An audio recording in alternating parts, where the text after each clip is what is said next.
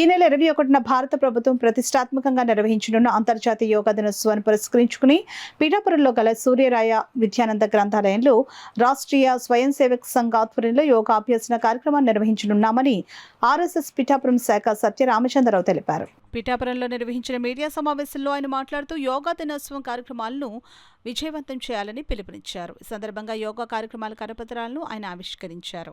ఈ సమావేశంలో మన ఊరు మన బాధ్యత స్వచ్ఛంద సేవా సంస్థ వ్యవస్థాపక అధ్యక్షులు కొండేపూడి శంకర్రావు, కార్యదర్శి అల్లవరపు నగేష్, ఆర్ఎస్ఎస్ స్థానిక శాఖ సభ్యులు పాల్గొన్నారు.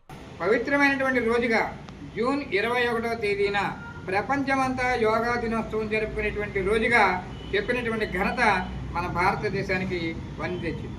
ఆనాడు పతంజలి మహర్షి ఏదైతే చెప్పారో దాన్ని రూపకల్పన చేసి ఆచరణకు తీసుకొచ్చినటువంటి మహనీయుడు మన ప్రధానమంత్రి నరేంద్ర మోడీ గారు.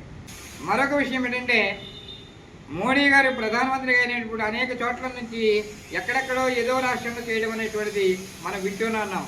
కానీ మన అదృష్టం ప్రకారం రేపు జూన్ 21వ తేదీన విశాఖపట్నంలో రావడం అనేటువంటి జరుగుతుంది.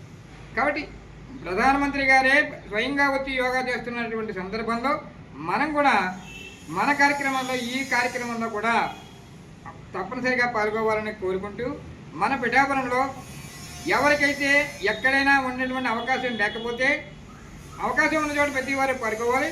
అవకాశం లేనటువంటి వాళ్ళందరికీ కూడా ఇది ఒక మంచి వేదికగా అవుతుందని మన సూర్యరాయ గ్రంథాలయంలో పెట్టడం జరిగింది. దానికి ఉదయం 6:30 నుంచి సరి అయినటువంటి స్థితులతోటి అభ్యాసం చేస్తున్నటువంటి గురువుల చేత ఇక్కడ యోగా నేర్పబడుతుంది.